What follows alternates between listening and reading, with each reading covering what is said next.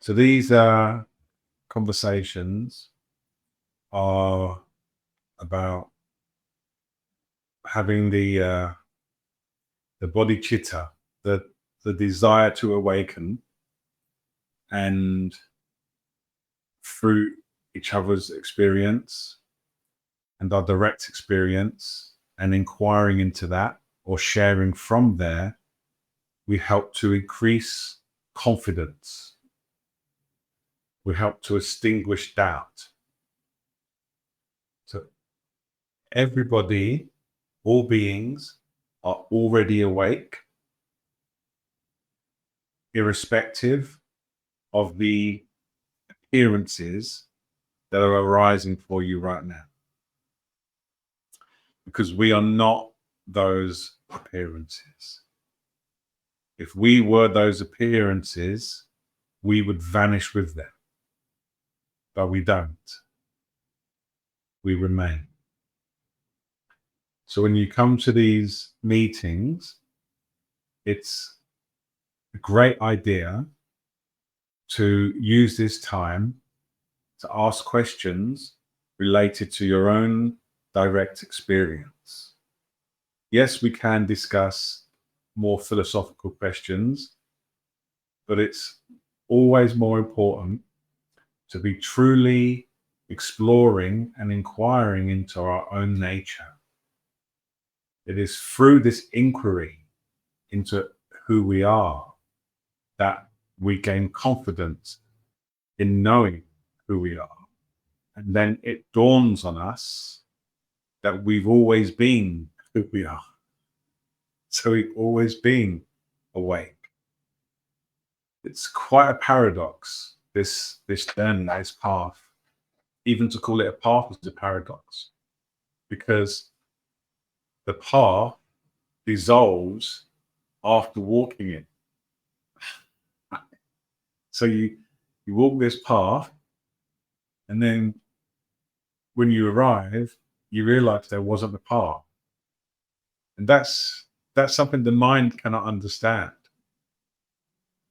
because the mind isn't designed, or it lacks the capacity to understand that.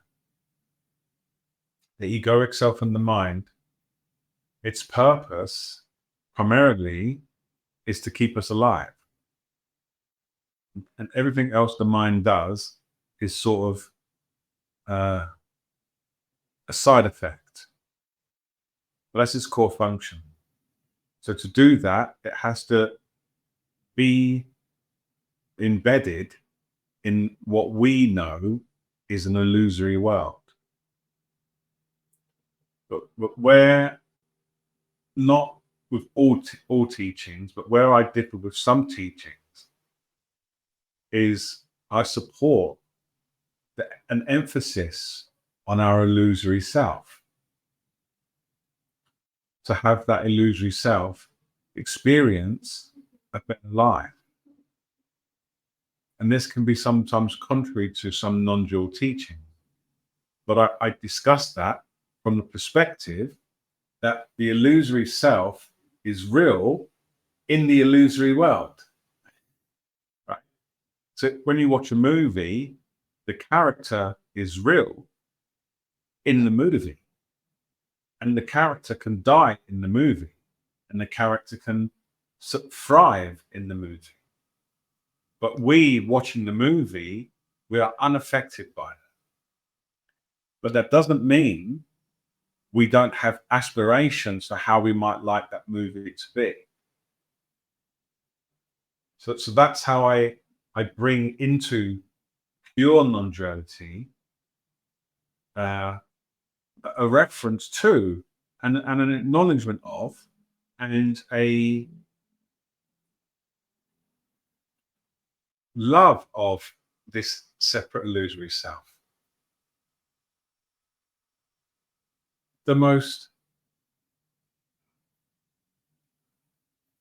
The greatest quality of pure consciousness is compassion.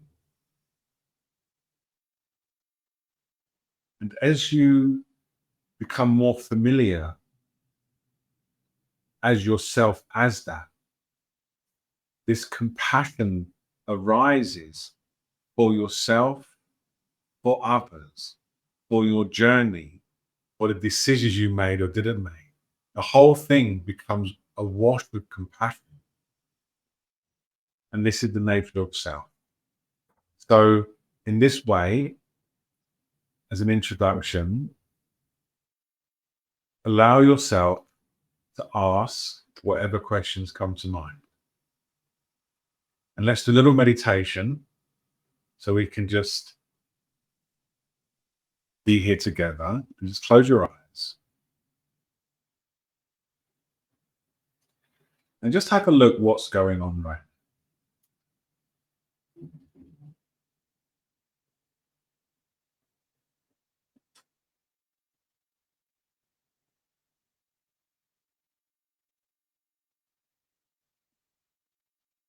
Have a look at your current experience.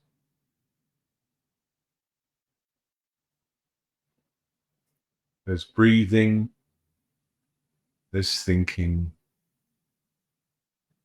there's being,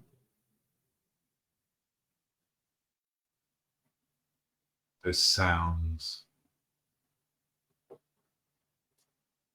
And all of the people currently on this call have a different set of experiences occurring right now. And then there is an experience where we're reunited on this call.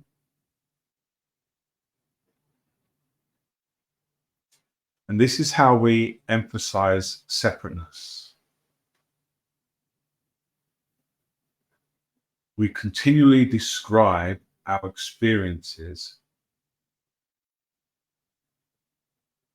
and the describing of experiences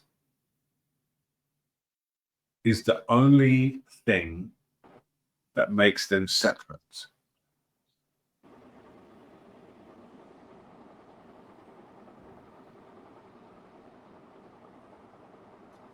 And now gently shift your attention to the knower of experience. This can be challenging for some people. What does it even mean? To place your attention on the knower of experience.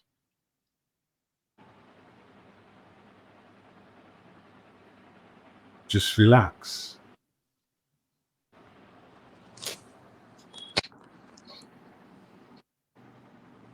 Notice that there's something in you, as you, that's knowing. The sound appears.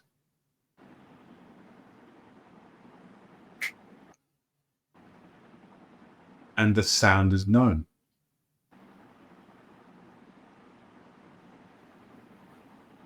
Does what knows have any sound?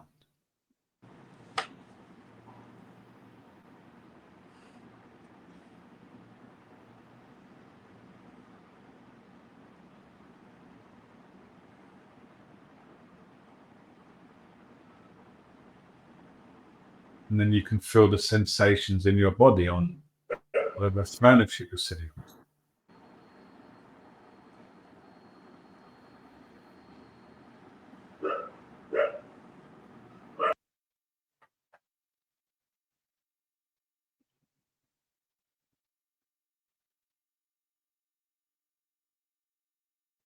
And notice there's a knower there.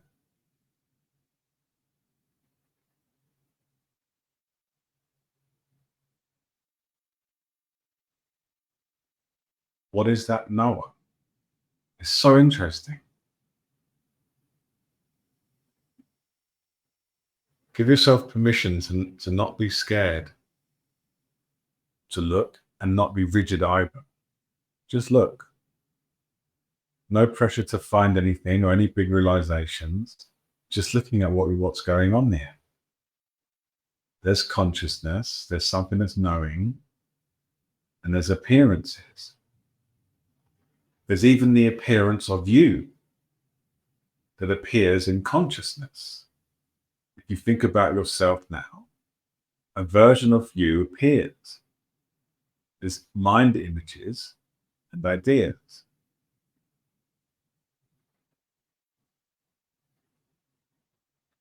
And that's the question. Are you these images that come and go, including the image of self? Or are you that which remains? That's really the question here. Are you what comes and goes, often in what seems like an arbitrary manner? Hungry, tired, angry, happy, sad, lonely, fulfilled, excited, at work, at home, on a plane, driving. Are you that primarily? Or are you what is included in all of that? It's what, you know, wherever things happen, there you are. If you was looking for a culprit, it would be what's always there. Always there. Every experience is always there. Even when you deep sleep.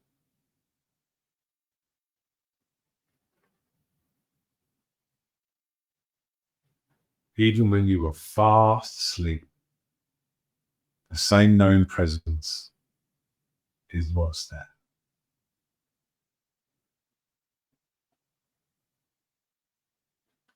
If you really connect to yourself as this conscious field, infinite and eternal, you actually start to see that you're not moving or going anywhere. You're not doing anything. Just the descriptions are continually changing.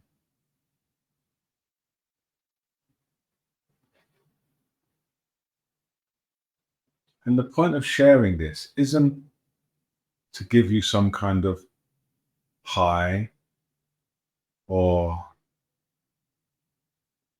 just a random insight. This is to invite you to explore. If you are that conscious presence that remains before, during, and after all experience, then can you actually have any problems?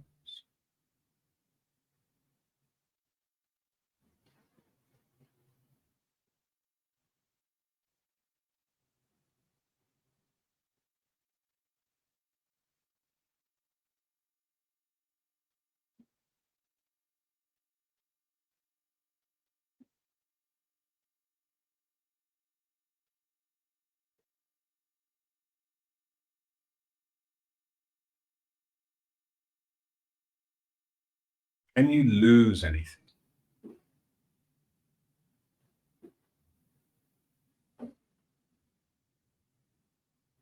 Can you add anything? Add a gold bar to your thoughts right now. You cannot add anything or take anything away. In some of the Tibetan teachings, because they have lots of yak in the mountains and have a lot of dairy products, they're often around dairy. So one of them is it's like pouring milk into milk. You just get more milk. So all the events, all the descriptions are made of awareness. They move as awareness. They appear as awareness. They abide as awareness, and they subside as awareness. And the ultimate point, or let's say the first point of this understanding, is to establish yourself as this consciousness, so you recognize that who you truly are is always safe. It's safe.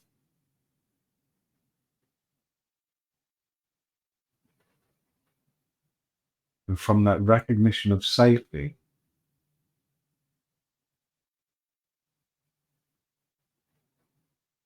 you're just more able to be of benefit and support to others who may not be as fortunate as you in their determination and commitment to knowing their true nature.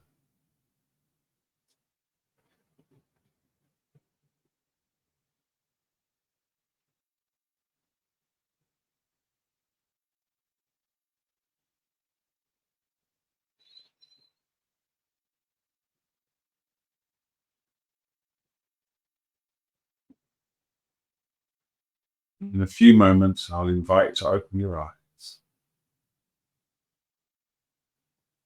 And there's going to be a whole lot more knowing suddenly going on. Or it will feel that way. But just meet all experience, even the visual field, with complete perceptual openness, which means non-describing, complete perceptual openness in all experience, like as if you don't know what any of it's called and you've never seen it before. But you still retain the wisdom to navigate your life.